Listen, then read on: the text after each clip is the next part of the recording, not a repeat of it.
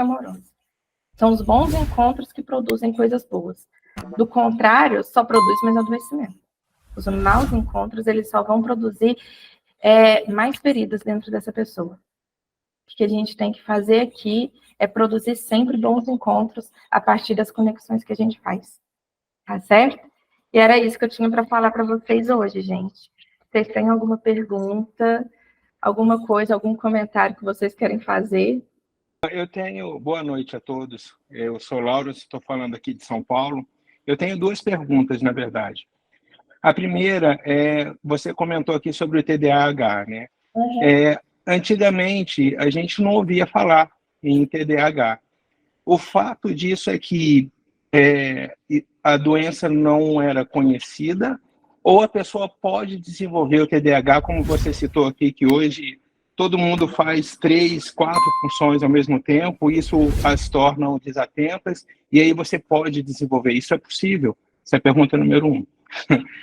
A número 2, eu não sou da área de RH, eu sou da área eu faço gestão de pessoas na área de TI, e eu tenho visto muitas pessoas adoecendo, tendo burnout aqui na área de TI, né? Queria saber se existe algum sinal que nós, como gestores, podemos identificar nas pessoas pré-burnout, antes delas desenvolverem, de fato, o burnout.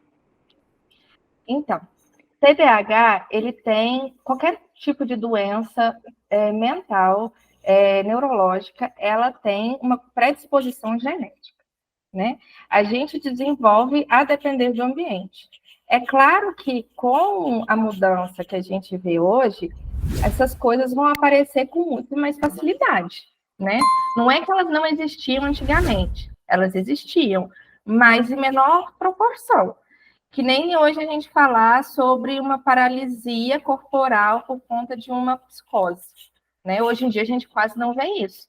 Na época que Freud começou a construir a psicanálise, era a coisa mais comum de se encontrar, né? Casos histriônicos, casos de paralisia, casos de cegueira por condicionamento emocional. E hoje em dia a gente não encontra tanto assim essas doenças. O TDAH ele poderia existir com outro nome, mas numa outra configuração. Hoje, o que se eclode é justamente por conta do ambiente. Se essas pessoas teriam predisposição, elas começam a desenvolver isso por conta do contexto, né? E aí, como que melhora esse contexto para que isso não aconteça? E eu acho que a maior parte das pessoas aqui tem predisposição para desenvolver qualquer tipo de doença, né? Inclusive bacteriológica, virológica, porque os vírus, as bactérias impactam diferente no corpo do ser humano, né? E eu acho que isso impacta da mesma forma. O TDAH hoje ele está sendo muito mais estudado do que há 10 anos atrás, até porque isso começou a virar um caso de pânico dentro de escola, dentro de faculdade, até mesmo dentro do ambiente de trabalho, porque as pessoas estão consumindo muito mais conteúdos, muito mais forma de dispersão dessa atenção que acaba adoecendo o ser humano, né? Mas sim, pode ser desenvolvido em qualquer tipo de ambiente. Agora, sobre o burnout, eu acho que principalmente um cansaço excessivo. Se a pessoa começa a faltar muito durante o trabalho, se a pessoa está sendo colocada para trabalhar durante muitas horas, por exemplo, e às vezes você nem sabe que ela está trabalhando, mas ela está, que nem na empresa que eu trabalhava, eu tinha pessoas que me mandavam mensagem falando: nossa, eu preciso entregar planilha até 10 horas da noite, e era sábado. Assim, mas por que você está fazendo planilha 10 horas da noite num sábado? É estudar também como que esse trabalho está sendo executado e como que essa divisão de trabalho está sendo feita. Porque eu acho que até pelas formas que está sendo colocado o trabalho hoje em dia, você acaba tendo que fazer muito mais coisas do que a própria profissão requer, né? Então, você tem ali um assistente administrativo. Esse assistente administrativo, ele tem que fazer várias coisas dentro das ações dele ali durante o dia, que seria configurada como desvio de função, por exemplo, né? E você acaba sobrecarregando esse colaborador e acaba colocando ele dentro de um regime de trabalho que é excessivo. Porque uma pessoa consegue fazer várias coisas, mas forçar até que ponto, né? Se a pessoa começa a mostrar indícios de cansaço, indícios de irritabilidade constante, se essa pessoa aparece todo dia no trabalho angustiada, não conseguiu dormir durante a semana toda, se essa pessoa, às vezes, não bebia, começa a beber durante a semana, se essa pessoa está começando a mostrar dentro do relacionamento interpessoal ali do trabalho, estresse, às vezes ela é uma pessoa que não é suscetível a dar patada nas outras pessoas, por exemplo, ela começa a dar patada, começa a se mostrar ansiosa, começa a ficar ansiosa para entregar o trabalho com prazo, de forma extrema, eu acho que aí é hora de olhar para aquilo e falar assim, não, peraí, vamos conversar. Como é que a gente pode ajudar? O que precisa ser retirado dessa pessoa? Que cuidado que a gente precisa ter dentro desse momento para que ela consiga exercer o trabalho e não entre dentro de um lugar adoecido, né? E não só o burnout, tem pessoas que se desenvolvem depressão e transtornos de ansiedade por conta de trabalho, né? E eu acho que falar sobre burnout somente é meio que taxar. Eu acho que a gente precisa entender também o que está acontecendo fora do âmbito de trabalho dessa pessoa, porque às vezes as coisas pesam em ambos os lugares, né? Tanto no trabalho quanto na vida pessoal, e quando a gente vai ver, tá um bololô. E quanto maior o problema, mais difícil a gente encontrar causas simples e mais difícil a gente tratar ele também de forma não rápida, mas de forma que leve menos desconstrução desses processos anteriores, né? Porque às vezes a gente se coloca dentro dessa análise, hoje em dia as pessoas têm muito medo de perder o trabalho, né? A gente está num lugar em que, apesar de mão de obra especializada ser muito difícil de se encontrar, a gente está vindo de um desemprego muito grande. E as pessoas têm muito medo de falar que não conseguem fazer as coisas, que elas precisam fazer outras coisas dentro de casa, que elas têm outros compromissos, por medo realmente de perder esse trabalho. E aí, como que isso está impactando dentro da vida dela, como que isso vai impactar dentro das relações, eu acho que é ver isso no contexto como um todo, né? E escutar também, né? Sempre estar aberto, enquanto gestor, a escutar as problemáticas dessas pessoas, porque é o menor sinal, mesmo que não seja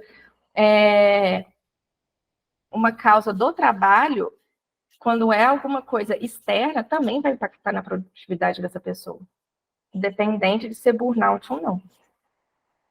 Respondi? Perfeito. Respondeu sim. Só queria agradecer pelo conteúdo, de muita valia para o nosso dia a dia. É excelente, muito obrigado.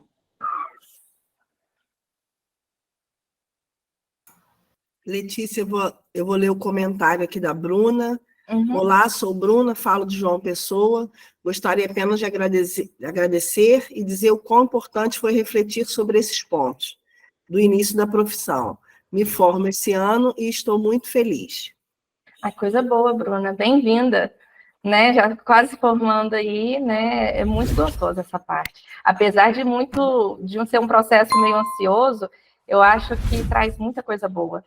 Quando a gente começa a experienciar a nossa profissão da forma que a gente sempre sonhou, da forma que a gente fantasia dentro da graduação, por mais que a fantasia às vezes não se corresponda às expectativas, à realidade, né? É muito gostoso. É muito gostoso mesmo. Você fazer cada coisinha, você montar, você escolher as poltronas da sua sala, você escolher qual que é a disposição dos móveis. Até quando a gente faz faxina no calor de 40 graus, fica gostoso dentro do consultório. Ela botou aqui que é verdade. É. Mais alguém quer aproveitar e fazer uma pergunta? Agradeço todo mundo já muito. saiu sem dúvidas, todo mundo repensar aonde tem alguma coisa para ajustar. né? Acho que foi bem esclarecedor, foi bem assim, foi uma palestra bem humanizada, né? Para a gente entender uma linguagem bem... Não quero falar simples para não desmerecer todo o trabalho da profissional, mas foi assim, bem gostoso de ouvir, bem macia, bem dentro da realidade nossa mesmo, né? De estudante, e saber do que a gente vai enfrentar quando se formar. De vez em quando eu vejo um meme nas redes sociais que é um cachorrinho, que ele fala assim: meu medo é depois que eu me formar, eu esqueci tudo que eu estudei. Mas esquece, você pode ter certeza que esquece. E aí a gente relembra, e a gente aprende de outras formas, e que bom que esquece. Porque o processo da gente se inserir dentro do que a gente está fazendo é também um processo de desaprendizagem. Porque a gente cria muita armadura quando a gente está dentro da faculdade. Eu lembro que tinha algumas pessoas dentro da sala, durante toda a faculdade, se achavam os terapeutas, né? A gente se acha com o rei na barriga. Os próprios descendentes de Freud. Mas, quando a gente sai e começa a ter contato direto com isso, a gente desaprende muito. E desaprender também é gostoso, porque quando a gente desaprende, a gente abre portas para a gente aprender algo novo, né? E eu acho que nesses processos, nessa forma de falar mais simplificada, a gente começa a falar também com o outro, né? Que o que a gente está falando aqui é sobre relação, sobre vínculo, né? É sobre construir essas relações horizontais, né? E eu acho que para as pessoas que estão se formando agora, a única coisa que eu digo é: desaprenda das coisas que vocês viram na faculdade.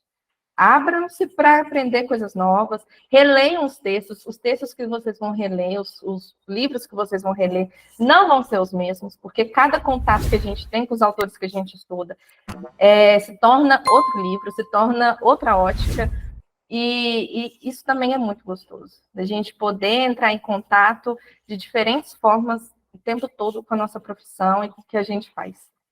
Queria agradecer ao projeto, é muito bom estar com vocês de novo. O projeto é um projeto que eu acredito muito, né? Que está tentando levar a saúde mental de forma acessível para as pessoas.